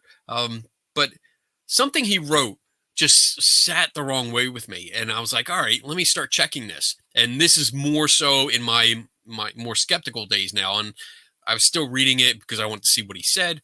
And when I checked all the facts, they were all completely wrong. And this is more on the archaeological side. So it wasn't just, skepticism versus ancient alien theory. It was archaeology and the facts that are there that you can look up and really process. And I was like, no, this guy's full of shit. Let me check this other stuff. And then the more I checked, the more I realized, okay, yeah, flake. Randy toured Donegan a new asshole in Flim Flam. Yes, he did. He did. That was a damn good book. That damn good book. So let's see. What else we got? The most believable conspiracy theory for me is the Mandela effect. That one still messes me up. I mean, it's weird. The one that stands out with the Mandela effect is always the Bernstein Bears or Berenstein Bears. Like, our son read, like, he had one book. I forget which one it was. Over every night. And he would, every night we'd read the same freaking book. And it was like, the gimmies. The gimmies, yeah. Because the two kids had the gimmies where they always wanted give me something. This, give me that. Yeah. So we read that over and over again. And we still have the book. Yeah. I think we kept it. And I remember growing up and seeing there were cartoons with the Bernstein Bears. I remember seeing a cartoon series, but I don't remember the difference in the names. I certainly don't remember the difference in the spelling because I wouldn't give a shit when I was a kid. Right. Saturday morning, I was just sitting in front of the TV with my sugar bowl cereal, just eating away, watching cartoons. So, like, I don't remember that kind of stuff. But yeah, that's still that. So it doesn't mess me up. I don't have like this. I'm not hung up on the name because it's. I call it Bernstein Bears, and that's what I called it, despite what spelling you want to use. Okay. But yeah, I don't know. The rest of the conspiracy theories, I never really got on board with. Flat Earth. I can't believe some people still believe in the Earth. All right, you always got to take it one step further, don't you, JD? Wow. Yeah, Flat Earth is just boggles my mind, especially when you see the people like just so adamant about it. They're like, look out on the ocean. It's flat. That's because you're tiny, jackass. All right. Next one, aliens. Any more questions for tonight? Let me see. Let me get my banner up. So there you go. Look at that fancy banner. Out of questions. I'm out of questions. Awesome. I can start with someone. Oh, well, I do have. So I'm going to write down the 4 names because I do have a book giveaway. And this was, I don't know if you guys realized it, but I have a copy of this book. One of my favorite books of all time. Mary Roach wrote this. It's Spook. Science Tackles the Afterlife. It's an awesome book. And a friend of mine, my coworker, actually picked this up for me. And And I was kind of felt bad because he was like, "Oh, look, I got you a surprise and stuff." And I was like, "Oh, good." He's like, "Yeah, you can put it on your bookshelf. You can read it, and it's all about the paranormal stuff." And I'm like, "Yeah, I know." And he's like, "Oh no, you got it?" I was like, "Yeah, I got 3 copies of it, like a hardback, a paperback, and stuff." But he was okay with me doing a giveaway. So what I'm gonna do? There was only 4 people that sent in video questions, and that was part of the deal where I was going to do whoever sent in video questions, I'd put your name like in a hat or a random word generator or stuff and pick a winner. So we have John, Bob, and we have video ones? Aaron Here. and John with an H. So that's the official ballot. Oh, wow. And I'm going to actually rip this up. And I'm going to... I'll pick. Yeah, Donna's going to pick. Donna's going to pick the winner. But I do see another question popped up. Another cue popped up. We have a few, yeah. All right. Oh, cool. So this will be... Let me see. I'm going to mess them up so that you can... Oh, John Kennedy asks, "What's your thoughts on the History Channel? They suck." They,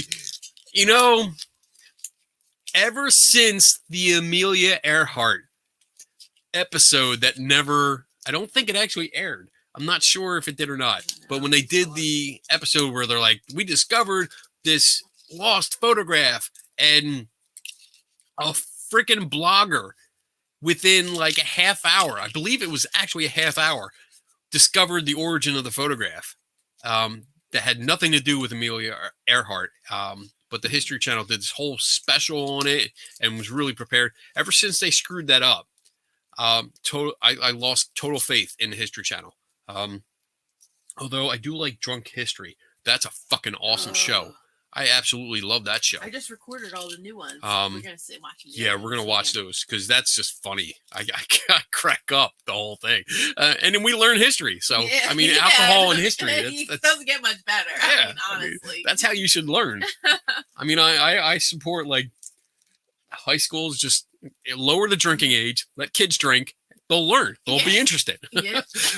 No, don't quote me. Don't quote me on that. No, we're gonna back that out. All right. Bleep, bleep, bleep, bleep, bleep, Yeah, bleep, bleep, bleep. bleep, bleep. There goes any sponsors that want to sponsor me, except Captain Morgan.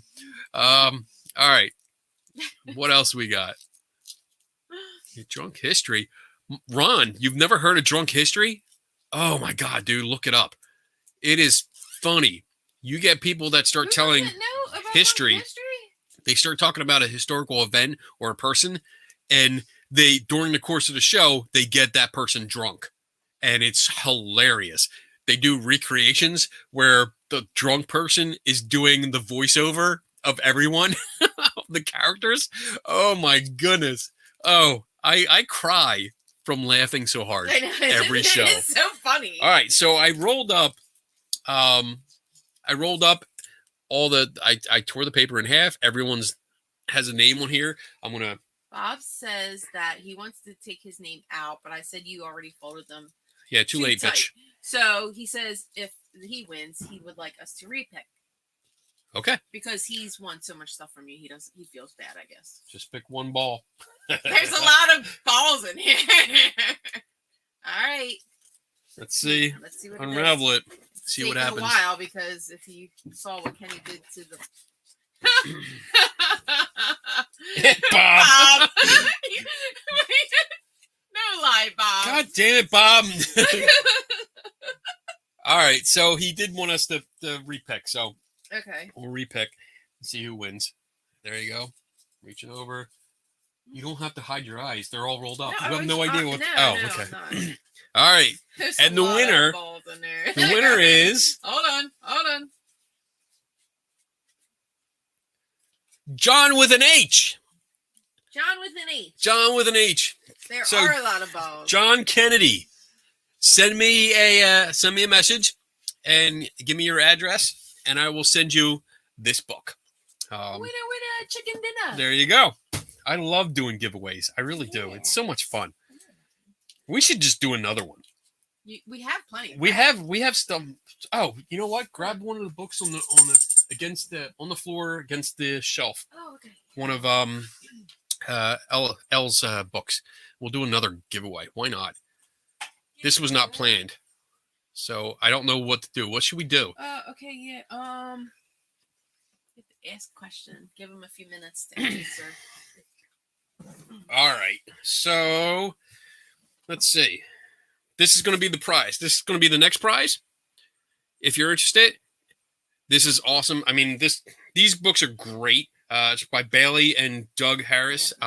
Stardust Explores Earth's Wonders. Really cool for kids, young kids. It's about science. It's about the Earth. It's really cool.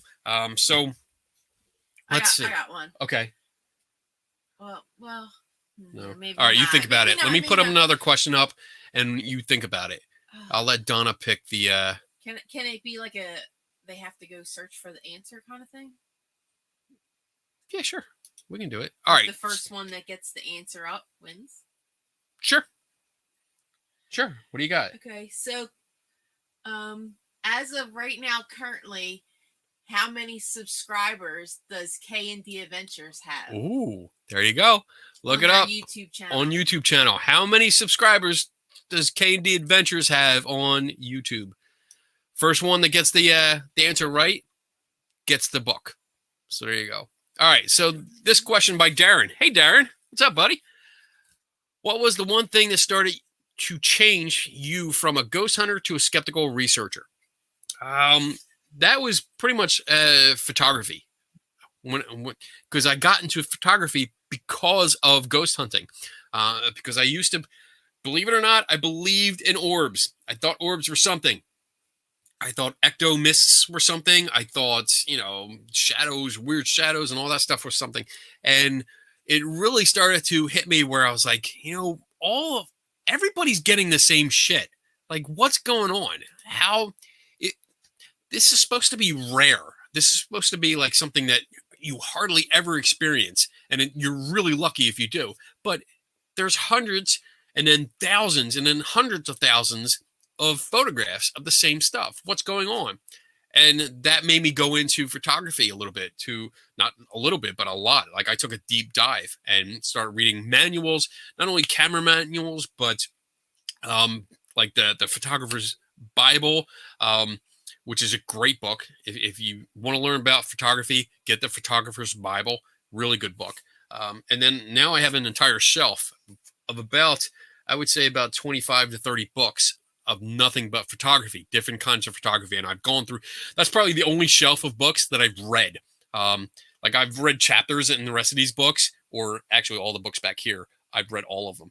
But photography, I've read through them all, and it really changed how I looked at paranormal photographs, what people present as a ghost or a Bigfoot or a UFO. It allowed me to look at more detail and say, all right, you know what? I've seen this before. I think I know what this is. So that was really what started me on the road to skepticism. And it really, I mean, because I sucked in high school. Growing up in high school, grade school, I was a horrible student. I didn't pay attention at all. But this actually was my gateway into education, because now all I do is learn. Like I constantly freaking learn about how things are done, how it works. He learns in his sleep. I learned, yeah, I do. He doesn't sleep. I don't sleep much, and when I do, I usually have some YouTube channel on, like playing in the middle of the friggin' night. Yeah, He's about learning physics, physics, photography, stuff like that, and I get it on a roll where it keeps going, and like I sleep through it when I do sleep for like 4 or 5 hours, and I start learning. And I'm like, I wake up in the morning, I'm like, you know what? The speed of light can be approached this way. I start thinking, like, where did this thought come from? What the hell is going on? All right. So we did get a winner. Uh-oh. Who? The quickest one that got the right answer is Ron. Woo! Good All right, job, Ron. Did you subscribe, Ron? Yeah. Did you didn't subscribe? You have to go there. Ron, You're not getting a book. send me a message. Send me a message through Facebook and give me your address. I'll send you the book.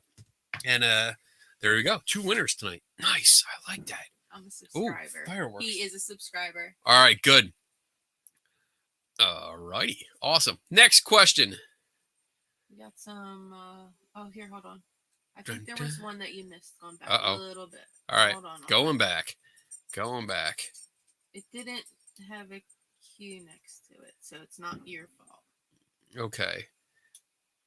Gotta remember to put a Q in there. I'm not yelling at you. I'm just saying, make sure if you have a question for me, put a Q in front of it because Hold on, I then lost can- it. I'll find it. you screwed up. All right, I'm going to move to the next one. Let's see. Oh, Carl asked, how did you and Donna meet? Porn. What? Porn. Maybe in your head it was porn. She was into it. I was watching it. I was like, hey, I know that person. Oh my God. So far from the truth. All right. So we actually met real quick because I don't want to get It's into a long too much. It's a long story, but basically we met at a funeral and go figure. And we hit it off and we were pen pals. It's kind of funny that we're into this whole paranormal thing too, like so many years later. Yeah. Met at a funeral. We were, Became like, pen pals 13, for a while. 14 years old. Yeah, when we were We were teenagers. pretty young when we met. And started dating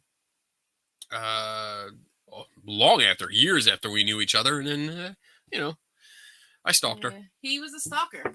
He stalked and stalked. Totally.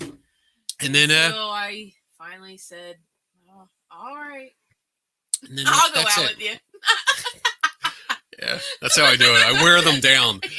That's what I had to do. I wear women down until they're like, fine, I'll go out with you. Just stop. Stalking me. This is before the modern times when stalkers were bad. Oh my God, he would have been in jail so fast, so many times. All right, your mic's going down now. All right, next. Okay. Did you find the question? No, it wasn't. We just skipped right over it. It's All not right. a big thing. My other cue. You see that? John Kennedy? No, I'll get it. You get it. My other cue was, where are we on the movie viewing night? I'm stoked about that. Oh, that is that's not scheduled yet because I haven't received the movie. And what he's talking about there, if you're a follower of Three Tortured Souls, then you know, which you should be, which is Saturday nights at 8 p.m. Eastern. That's when we stream. And it's me, Dave Schumacher, Tim Vickers. We talk about paranormal topics, and you get 3 different views on the same topic. And we actually do some good research on that. Mm-hmm. But basically, the last show, or 1 or 2 shows ago, we talked about, oh my God, I forget what it was. It was a ghost hunting kind of drama show that aired in the UK. And Oh yeah, did we get that yet? no, because I know it was coming from the UK when I ordered it. Oh, okay, I'm sorry. But basically, it was one of those where they put it on before ghost hunters were like a thing. They put it on as a live show, and it was kind of like an Orson Welles deal where they put it on and really didn't tell you. I think they told you in the beginning that it was staged, but then if you missed that, you thought it was a real investigation of a haunted place. And it caused a whole bunch of problems, a lot of problems, because they had a phone line system set up that malfunctioned where you were supposed to call in if you saw something on the screen and you got a disclaimer on the phone that told you this was fiction and not real. But something happened and that disclaimer didn't play. So people were freaking out. And apparently unfortunately, I think there was a suicide associated with the show. And so really big problems. But we talked about it. And as we were talking about it on the show, I found it online. I found it on Amazon and I ordered it. So very few DVDs exist of this movie. So I ordered it and we're going to have a special showing where a select few will be able to get on with us. The 3 of us, we're going to watch it. We're going to have, I think we can have up to 10 people in the room with us, and we're going to view it, and we're going to have a movie night. So if you're not already a loyal listener to loyal listener of Three Tortured Souls, then check us out. Go to our Facebook page and like us and all that stuff. And there'll be details as soon as the movie comes in, because like I said, I ordered it. I'm waiting for it to get here, and then we'll plan it. All right. What was your most interesting experience with your physical skeptical help bar at a conference? Oh, what was your most interesting experience? There hasn't been too many because I haven't. It was set up like maybe 2 or 3 times, and then we got hit with the pandemic. Right. Yeah. There was only like a handful of times where I actually set it up, because the idea came from the show, and somebody mentioned it. Somebody said you should build one, and I was like, that's a damn good idea. And I did. And probably maybe like less than 5 times I've actually set it up. So it's all been positive when I set it up, because I usually have it. Like I said, I do, like I've said before, I put a can out there for donations for the Cancer Research Institute, and it's donations. If you want to sit down and talk to me at the booth, then you have to make a donation. That's the rule. And that works out pretty good. And it's not like I'm not out to like argue with people. It's just to have a conversation. So it really hasn't been, there's been no, altercations or confrontations. There's been people definitely that you can tell when they sit down, because I have a stool set up for them. When they sit down and they start talking, you can tell like they're not buying it. They're not buying anything that I'm saying. And they're like, oh, okay, great. And sometimes they roll their eyes and ask me another question. And it's almost like you get that sense, and you guys probably have gone through this too, where somebody asks you a question, and it's almost like they already know the answer they want to hear. So when they ask you and you start saying something different, they disconnect. They're like, yeah, whatever, and that's it. So that's probably the most interesting. I love when that happens, because then I start just saying crazy shit, see if I can piss them off. Because I don't like that attitude. If you're going to sit down and talk to me, then let's have a discussion. But if you're going to sit down with an agenda, then I'm going to give you shit right back. So You're going to get shit. You're going to get shit. Yeah. You're not going to get a button. No. You're going to get shit. Or a book. Or a book or anything like that. Yeah. Wow. The cap off first. I think it's almost what time is it? Yes, it's almost time to end the show. Are we good with questions? We are. Yeah. All right, good. So I'm going to get into some announcements. Please stick with me. Ron's information so we could send them the book. Let me see. Ron, did you send this? Well, no, they have to send it to me. So. Oh, okay. I'll wait until they actually send me the information. So I need. Yes, Ron is going to this, and this is going to John with an H. So those are ready. John with an H. Send me your address, and then Ron, send me your address. So announcements. I have announcements coming up. I have to find them. Because announcements. All right, a couple announcements. No, you have something before that, right? I do. Can you get that comment off of there, sure. please? Hold on Thank second. you. All right, so April 15th, I will be a guest on Full Spectrum Radio. So that's in 2 weeks. Shit. Shameless plug here. My birthday is Monday. Oh. So, my God, yes, it is. If you feel inclined, anyone watching, if you feel inclined to send me a bottle of rum, I don't know if you can do that through the mail. Just order it. Order it. Order it. I think you can. Yeah, from liquor stores, you can. I don't know liquor. Maybe wine. I'm not. Do it.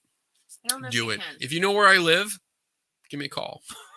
If you don't know where I live and you're local, give me a call. Send me a message and I'll take care of it. And special, want it to be a surprise. Special thanks to JD for sending me a rum cake. from my favorite. Oh my gosh, you don't remember? I don't Cape remember. Fear rum. Cape Fear rum. Fear. I'm drawing a blank. I'm trying to Too remember much some. alcohol, too much rum. Kenny. So Cape Fear rum cakes in North Carolina. Dude, that's I a love plug. it. I love it. Yeah. That's okay. Guys. I usually go down to North Carolina for training for work, and whenever I get a chance, I head down to Cape Fear because I love the store and I love their cakes. So Yeah, it's a cute little area too. JD actually ordered me a cake and it came a couple days ago, and oh my goodness, I'm actually waiting for the show to be over so I can go eat more of it. Awesome. All right, so with that, okay, April 15th, like I said, yes, I'll be on Full Spectrum Radio. I'm not sure. I think it's actual radio show that also broadcasts online, so I'm not sure when or where it'll be. Once I get the link, I'll put it up there, but I'll be a guest on that show. May 15th, I'll be doing a presentation for a Skeptic Camp, and it's a Canadian version. And let me look. Let me look here real quick. I want to get you the information for that because I'll be doing a presentation for them.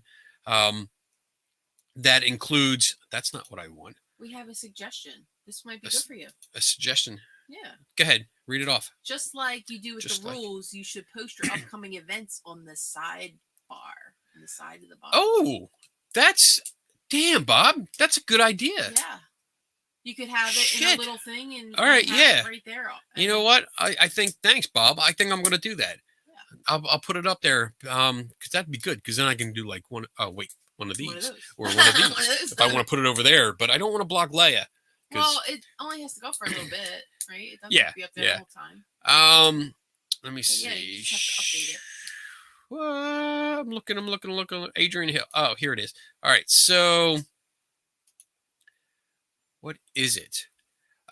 So it's We Can Reason Skeptic Camp, and that's May 15th that I'll be on. I'll be talking about photography, and actually going over two of the cases. 2 photographs, old photographs that I looked into. Actually, one photograph that's old, like 1900, and then one that was a newer one, like last year. And just giving like details of how I figured out that it was not a real ghost, what I looked for, how I went about it. So hopefully it'll be interesting. I really hope so. I'm not sure, but we'll see. And then we get into the meat and potatoes of it because things are kind of getting back to normal here. Kind of. Very slow. I'm completely vaccinated. Donna is waiting for her second shot. She's got her first shot, but more and more people are getting vaccinated. So conferences are starting again. We're still going to be careful. We're still going to follow CDC guidelines and be careful. So you don't have to worry about that. I don't just jump into shit like that. But June 3rd to 5th in Gettysburg, Pennsylvania, I'll be at Phenomenology. Well, actually, both of us will be. Donna will have a table up with Lucky Tiki Creations, and I'll have my Skeptical Help booth set up, and we'll be there the entire weekend. So, first conference of the year, we're looking forward to it. Looking forward to seeing a lot of our friends and finally getting to hang out with some people again, even if we're still kind of social distancing and being careful, but we're still going to be out there. Excuse me. Woo.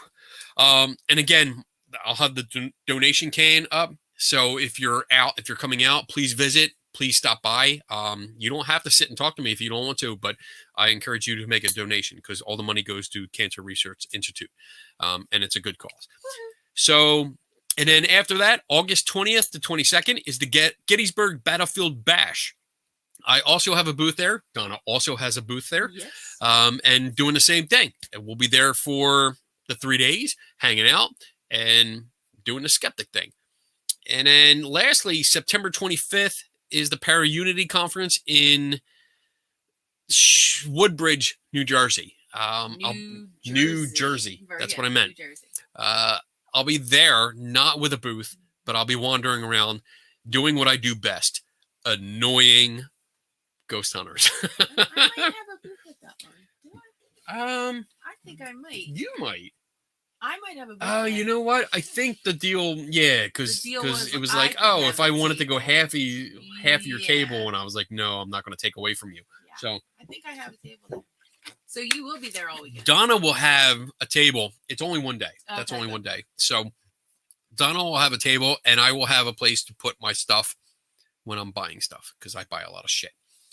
All right. And that's all the announcements I have right now. Except for, exclusive tomorrow, we'll be at Fort Mifflin filming a K&D Adventures video. So if you're in the area and you want to hang out, Yeah. be on that'd camera, great. come on out and say hi. Down. We'll be at Fort Mifflin. Probably. It opens at 10. We won't get there probably till like 11, between Yeah. 11 and 12. Probably 11, because we sleep in. No, we don't, but we won't get there I before will. then. Yeah. Oh, and wear your boots because I Wear need your some boots if you come out. All right. What is this? John Kennedy, we need to hear more Donna Mike.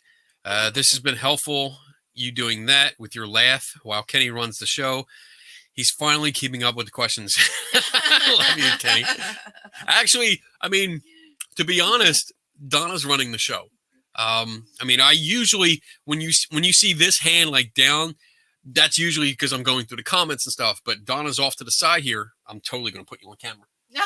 Donna's off. See, she's sitting there, and she's running the show. She sees everything that I see and is able to control the comments and pretty much anything. So she's running it. And that's actually, it really is cool because it allows me to focus more on the questions and not have to worry about scrolling through. And I mean, there's a lot of times when I'm like, just looking through and I hate dead air. I hate it. I hate when there's nothing That's why I can going never on. talk, because he never shuts up. So when I'm off to the side and I'm going like, oh, let's go through the comments, let's do this, let's do that. That's because I'm stalling because I'm trying to find the questions, and it helps to have somebody else. So props to Donna for helping out and Send being the tips. producer. Tips are accepted. Let's see. There's two questions there. I see. One is John Michael. There's a few photography Bibles on Amazon. Who's the author of the one you suggest? Photographers.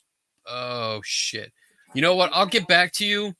I have to dig it out on the shelf over there. But I'll get back to you. I'll send you a message and tell you which one that I have, and go from there. And then the next question is from Carol. Do you have a video presentation you did for Triangle Skeptics 2 Marches ago? Maybe not there, but done elsewhere. So I don't have one. No. And I actually, when I do lectures like that, I tend to shy away from that just because I understand that it's nice when you can see lectures online, but because I do the same lecture, like I usually do one in the beginning of the year and I keep that for that year. And I don't like the idea of like, oh, well, I already saw this online. That means nobody has to show up to a lecture. And of course, last year it didn't really matter because nobody showed up, but I prefer to do like a lecture and maybe the last one, because sometimes like when I've done them for SciCon, the science conference in Vegas, like if I did the same lecture that I was going to do there beforehand, I would not allow anybody to take video just because I wanted to present it and it be fresh and new. If I'm doing a lecture for the last time, then I'm okay with it being recorded and presented, because then it's okay. I want to share it with everyone, but I like the in-person experience. And I've missed that over the last year and a half, but I really want people to come out. So that's why I don't let people record it until the last one. All right. Wow. I talked a lot for that answer. Shush. All right. I'm totally joking. Smidge drunk. All right, John Kennedy. Oh, that's because, he wants to know why Bob has the little top the top fan badge? Yeah. Because Bob's been with me for day one. Damn it. I think you'll eventually get it. You'll get it. You'll keep get it. showing up to the shows Yeah. and keep asking questions and stuff. I think it's the more active that you are. I think maybe. I'm not quite sure. Yeah, if you're active on a site, but again, like I've known Bob for a couple years now. We trained together, and So I've known him for a while, and comic relief, nice. That's good. So I think you have to do that because I get that top fan badge sometimes. It pops up, and I'm like, top fan for what? Like I hardly ever comment. What the hell is this? I get them too, and I'm like, I don't feel like I talk a lot in your shows. But maybe it's because I've noticed, like, depending on when you do live streams, I've been on several live streams that just went to Facebook, and they usually get, like, if they get like 3 or 4 people watching at a time, then it doesn't take long to get a top fan badge. I think because there's so few people, and I think if you're like, we're actually doing good. We've actually gone up in numbers. I've noticed like we hit like 25 to 30 people, and that's been steadily increasing over the last couple of weeks, which is nice. I mean, I love it. You're welcome. And I think that's more competition. Like if there's more people commenting, then there's more competition in order to get a top fan badge. I don't. Yeah, and John there says it. He can't figure out the rhyme or reason for it either. I mean, I don't know. I'm just bullshitting, really. Yeah. I mean, it's an algorithm that that YouTube has. I mean, they're the ones that give out Facebook. Yeah, they're the ones that give out the top fans. So I don't know. Yeah, I don't know. All right, so I think that's it. Off-show question: does anyone have video of said lectures? I'd love to watch one. You can actually, I think the National Capital Area Skeptics. If you look that up, National Capital Area Skeptics, I think they have one of me because I did one for them a while ago, and I know they took video. There's also another one I did on psychics with Rob Palmer, and I forget, it's a humanist organization. If I remember it, I'm going to write it down. Video lectures. If I find them, I'll post links so you guys can see them. He deserves the top fan award since Kenny is always making him win stuff. All right. So with that, I'm going to say good night, everyone. Thank you. I appreciate you guys hanging out, spending your Friday nights with me. Every Friday night, I do appreciate it. I really do. It's fun to hang out, and I love seeing the familiar names pop up with the profile pictures. But it's nice talking to you guys. It's nice getting the questions. You guys keep this show going. It's not me, it's you. Because without your questions, there is no show. There's nothing. It would be me and Kenny just talking to Aaron. Yeah. So. Which could be fun, but hey, no. Okay. You guys make it worthwhile. I totally lost my train of thought. You're getting ready to say goodnight. You're closing out the show. Good night. Good night, guys. All right. Well, let me get my video queued up here and say, yeah. I'm so fugged up. Good night, Never guys. stop learning, and I'll see you next week.